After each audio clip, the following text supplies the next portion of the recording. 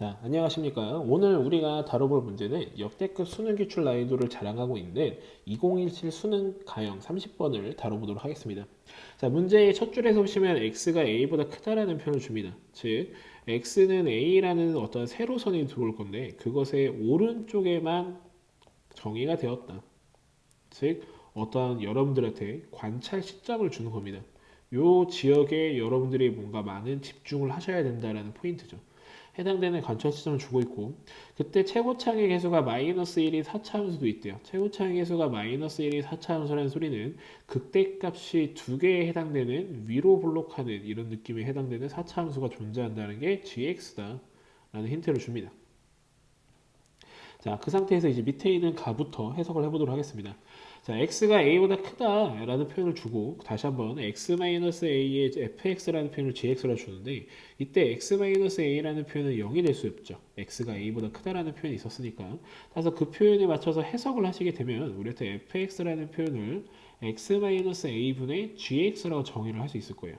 그리고 그때 해당되는 분자에 우리가 마이너스 제로라는 표현을 붙이게 되면 해당되는 표현을 우리가 해석을 할 수가 있고 그 해석은 어떻게 정리가 되냐 a,0에서부터 x, gx까지에 대해서의 긋는 기울기를 우리가 fx라고 정의를 내리겠다라고 볼 수가 있게 됩니다. 즉 이때 해당되는 a,0라는 점이 어떤 포인트의 역할을 할 거예요. 이 포인트가 뭐 바깥점이 될 수도 있고요. 바깥점이 될 수도 있고 아니면 뭐 위의 점이 될 수도 있겠죠. 위의 점이 될 수도 있는데 거기서부터 x, gx 즉 해당되는 gx까지 그 어떤 기울기들을 가지고 새로운 함수를 유도를 하겠다는 소리입니다. 그래서 그렇게 정리를 우리가 생각을 해보시고 이어서 나조건을 해석해 보도록 하겠습니다. 자, 서로 다른 두 실수 알파라는 베타라는 지점이 있고 그 지점에서 fx라는 표현이 있는데 다시 한번 fx는 우리가 분명 가에서 기울기라고 정의를 좀 내려놓은 상태입니다. 자, 그 기울기가 동일한 극대값을 갖는다. 이 말은 최대의 기울기라고 생각해 놓으시면 되죠. 최대의 기울기라고 생각해 놓으시면 됩니다. 최대의 기울기가 있고 그 극대값은 m이라는 표현을 가지게 되는데 그 m은 우리가 양수다라는 표현을 줍니다. 그럼 이 표현을 가지고 해석을 붙여보면 우리가 그 a,0에서 gx에 그을 수 있는 최대의 기울기를 확인해 봤더니 그 최대의 기울기는 x는 알파라는 지점과 x는 베타라는 지점에서 발생하는 알파, g알파와 베타, g알파를 연결했을 때 발생하는 그 기울기가 가장 최대였다는 소리예요. 최대였다는 소리고 그때 그것의 기울기는 m으로서 그 기울기는 m으로서 양수에 해당되니까 올라가게끔 그어졌다는 소리죠. 근데 이 표현을 여기서 멈추지 말고 gx의 입장에서 다시 한번 재해석하겠습니다. gx 입장에서 재해석을 하면 x가 알파라는 지역과 x가 베타라는 지역을 가지고 공통접선을 그었을 때 거기에 직선이 지나갔을 거니까요. 공통접선을 그었을 때 그 공통접선의 연장선에는 a, 0가 존재한다 라고 정의가 되고요. 그 공통접선에 대해서의 기울기가 m에 해당이 될 거기 때문에 그 기울기는 우리한테 양수에 해당이 된다라는 포인트를 잡을 수가 있습니다. 자, 여기까지만 우리가 생각을 해봤을 때 4차 함수의 모양을 조금 더 수정을 해야 된다는 걸 생각할 수 있어요. 어떻게 수정을 할 거냐면 4차 함수를 먼저 그려놓도록 하겠습니다. 이렇게 그렸을 때 오른쪽에 해당되는 극대값은 왼쪽에 해당되는 극대값보다는 살짝 위에 올라가 있어야 됩니다. 왜냐하면 우리가 이 점을 기준으로 이 함수를 기준으로 공통접선을 그을 거예요. 여기서 이렇게 접할 수 있는 공통접선을 그려놓을 거고 그 공통접선을 그었을 때 해당되는 이 지역이 우리한테 알파 그리고 이 지역이 우리한테 베타였다는 소리입니다. 베타였다는 소리죠.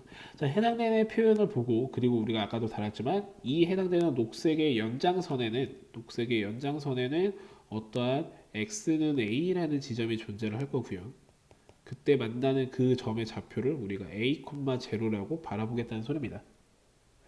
자, 그러면 해당되는 표현에서 우리가 여기까지 유도를 해봤으니 여기서 우리가 다시 한번 y는 fx에 대해서의 정의를 여기서 좀 더 관찰을 해보도록 하겠습니다. a,0에서부터 x, gx까지 해당되는 위에 있는 어떤 점이 있으면 거기서부터 여기까지 이렇게 그었던 이 해당되는 기울기가 이런 형식으로 존재한다는 소리죠. 그럼 이렇게 살짝 본다면 어마어마하게 작은 음수값부터 출발할 거예요. 어마어마하게 작은 음수값부터 출발해서 해당되는 이 기울기는 점차 증가한다는 것을 알 수 있습니다. 해당되는 기울기가 점차 이렇게 올라가고 있기 때문에 증가를 하고 있고요. 증가를 하다가 해당되는 표현이 뭐 양수도 찍을 수 있겠지만 더 올라가서 해당되는 이 지점을 지났을 때 얘가 조금씩 이렇게 증가를 하고 있다가 해당되는 이 지역을 지났을 때 여기 좀 헷갈릴 수 있으니까 여기다 좀 다시 밑에다 해놓을게요. 이렇게 증가를 하다가 x가 알파라는 지점에서 극대값을 하나 찍을 거고요. 그 다음에 극대값이 지났으니까 얘가 살짝 감소를 하겠죠. 감소를 한 다음에 다시 베타라는 지역에서 다시 극대를 찍어야 된답니다. 그리고 그 극대값은 우리한테 서로 같았다라는 표현을 줘요. 즉 해당되는 여기서부터 여기까지 이렇게 쭉 연결을 시켰을 때 이 극대값은 m으로 일정했다라는 표현이 만들어지게 됩니다. 그러면 거기에 맞춰서 정리를 한다면 얘가 감소를 하지만 어느 지역에서부터 다시 증가를 시작할 거예요. 그 지역은 우리가 정확하게 모르겠죠. 다시 증가를 하다가 다시 베타라는 지역에서 얘 값을 찍고 계속 밑으로 쭉 내려가면서 감소하는 기울기를 유도할 거라는 것을 우리가 알 수가 있게 됩니다. 자, 해당되는 fx가 대충 이렇게 생겼을 거예요. 참고로 우리한테 x는 a라는 선을 기준으로 오른쪽에서만 정의가 됐다 했으니 x는 a라는 애도 다시 한번 표현을 해주겠습니다. 해당되는 이렇게 구멍이 뚫려서 이렇게 정리가 되는 것을 우리가 fx라 볼 수가 있는데 해당되는 이 그래프가 y는 fx로 볼 수 있는데 그럼 여기서 살짝만 본다면 우리 극값의 개수가 한 군데 그리고 두 군데 그리고 총 세 군데에 해당이 된다고 정리가 됩니다. 극값의 개수가 3개에 해당이 된다라고 정의를 내릴 수가 있죠. 자, 이 상태까지 유도를 해놓고 우리 D 다를 해당되도 다를 또 읽어보도록 하겠습니다. 다 읽어보시면 fx의 극대 또는 극소가 되는 x의 개수, 즉 극값의 개수가 fx에 대해서의 극값의 개수라는 표현을 줍니다.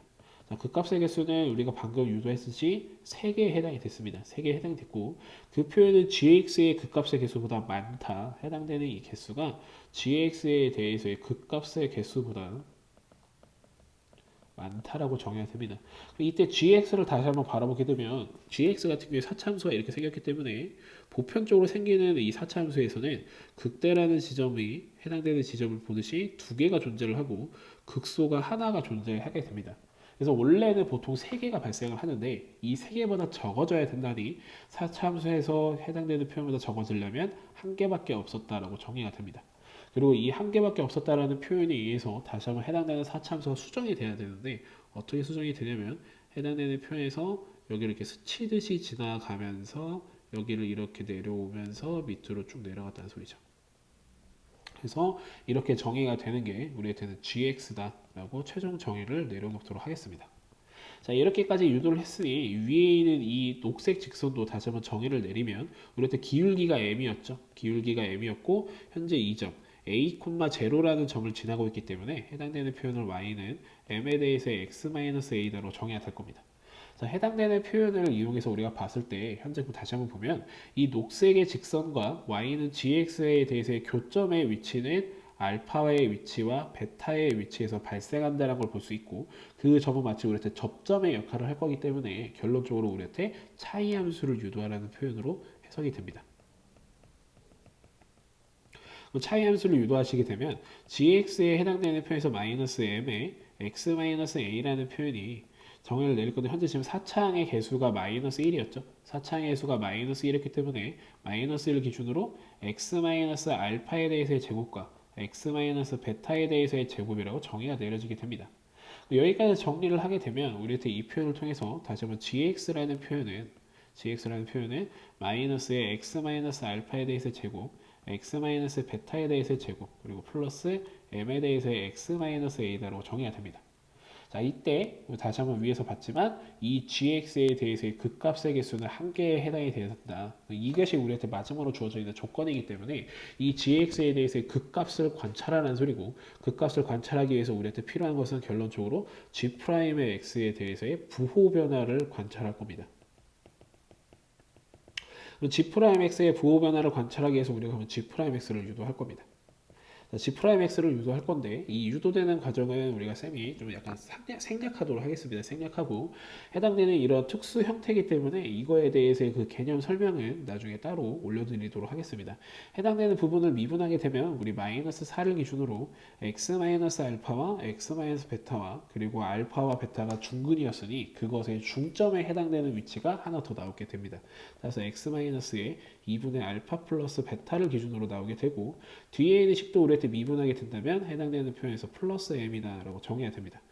지금 보시면 해당되는 이 함수에 대해서의 부호 변화를 우리가 측정을 하겠다는 소리예요. 측정을 하겠다는 소리인데 현재 지금 오른쪽에 플러스 m이라고 이렇게 어떻게 보면 상수함수에 해당되는 모습이 뜨게 되니까 이 함수를 다시 한번 수정해서 m이라는 표현과 4에 대해서의 x-알파 그리고 x-베타 그리고 x-2분의 알파 플러스 베타 사이에서의 교점을 우리가 확인을 해서 해당되는 3차 함수가 상수함수 기준으로 올라오는지 안 내려오는지 안 올라오는지만 우리가 판단하시면 된다는 소리죠. 따라서 해당되는 이쪽의 표현을 y는 라지 m이라는 어떤 상수함수로 올 거고 다시 한번 측정하는 것은 라지 m은 양수다라고 측정해 놓으시면 되고요. 그 다음에 오른쪽은 말 그대로 어떤 3차 함수에 해당이 된다고 정리해 놓으면 됩니다. 참고로 지금 보시면 알파와 베타와 그리고 가운데 중점이었기 때문에 해당되는 2분의 알파라는 이 지점, 2분의 알파 플러스 베타라는 이 지점은 우리한테 대칭점에 해당되는 위치다라고 우리가 볼 수가 있게 됩니다. 다시 한번 그래서 3차 함수를 그리게 되면 해당되는 3차 함수가 이렇게 위로 내렸다 이렇게 되는데 여기 이제 x축이 들어올 거예요. x축이 딱 이렇게 들어왔을 때 해당되는 이 지역을 우리한테 알파 그리고 현재 이 지역을 우리가 2분의 알파 플러스 베타 제일 마지막 해당되는 이 지역을 우리한테 베타라고 본다는 소리죠. 그리고 여기에 이제 우리한테 y는 라지 m이라는 그 가로선을 그을 거고요. 상수함수를 그을 건데 이때 교점을 우리가 발생하는 상황을 볼 거고 그 값은 하나만 있어야 되기 때문에 우리한테 예를 들어서 긋는 방법은 이런 형식으로 그어져야 된다라고 볼 수가 있습니다. 이렇게 돼야지만 현재 해당되는 표현에서 우리가 봤을 때 이 지역 현재 우리가 여기 아래에서부터 위로 올라오기 때문에 마치 우리가 플러스에서 마이너스에서 플러스로 바뀌면서 해당되는 부분이 우리한테 극값에 해당되는 위치다라고 볼 수 있겠죠. 물론 해당되는 지금 함수에서는 이 부분을 우리가 오른쪽 왼쪽으로 넘겼기 때문에 거꾸로 생각한다라는 거 다시 한번 체크해 주시고요. 자, 그러면 이 표현에 의해서 해당되는 얘가 될 수 있는 가장 최소값은 여기 지역을 지날 때라고 결론적으로 정리가 됩니다. 해당되는 여기를 지날 때가 가장 정리가 되고 여기가 이제 y는 m에 대해서 m의 최소다라고 정해야 되는데 그 m에 대한 최소는 결론적으로 왼쪽에 보고 있는 3차 함수의 극대값과 같다고 됩니다. 3차 함수의 극대값과 같다. 라고 여기서 이 정의가 내려지게 됩니다. 3차 함수의 극대값을 조사하려고 봤는데 현재 지금 이 함수는 알파와 베타 사이를 기준으로 얘가 이렇게 항상 일정한 모습을 그린다는 소리죠. 일정한 모습을 그리고 있기 때문에 해당되는 표현들을 우리가 간단하게 임의의 상수로 잡아도 극대값은 일치한다고 볼 수가 있어요. 따라서 해당되는 이 값들을 상수로 정의를 내릴 건데 우리 2분의 알파 플러스 베타라는 이 점이 대칭점의 역할을 하니 얘를 제로라고 보도록 하겠습니다. 얘를 제로로 보고 문제에서 지금 보시면 베타 마이너스 알파라는 표현이 6루트 3이었기 때문에 해당되는 여기서부터 여기까지 간격이 우리한테 6루트 3이잖아요. 그래서 그 표현을 통해서 알파라는 값을 마이너스 3루트 3 그리고 베타라는 값을 3루트 3이라고 보게 된다면 해당되는 지금 보이는 보라색 함수를 우리가 만약에 hx를 한다면 hx라는 함수는 다시 한번 3차항에서 4를 기준으로 우리 x의 x 플러스 3루트 3이라는 표현과 x의 마이너스 3루트 3으로 정리가 됩니다. 자, 해당되는 표현에서 다시 한번 우리가 필요한 거는 이 극대의 위치가 필요하게 되고요. 이 극대의 위치가 필요한데 이때도 우리가 이 가운데 있는 변곡점, 그 대칭점을 기준으로 1대 루트 3에 해당이 된다라는 특수 기리비가 존재를 하죠. 이게 또 1대 루트 3에 해당이 된다는 특수 기리비가 있는데 이 표현 또한 나중에 개념 강의 때 설명을 해드리도록 하겠습니다. 자, 그 표현을 통해서 지금 보시면 현재 이 지역의 x값은 우리한테 마이너스 3이라고 쉽게 정해야 되고 따라서 해당되는 이 x 자리에 마이너스 3을 집어넣었을 때 나오는 값인 우리 216이라는 값이 3차 함수의 극대값이다 라고 정해야 됩니다. 3차 함수의 극대값은 결국 m의 최소값이었으니 문제에서 구하라는 m의 최소는 216이다 라고 정의를 내려놓으시면 해당되는 2017 우리 수능 가형 30번 문제를 이렇게 손쉽게 풀 수 있다는 것을 알아두시면 되겠습니다.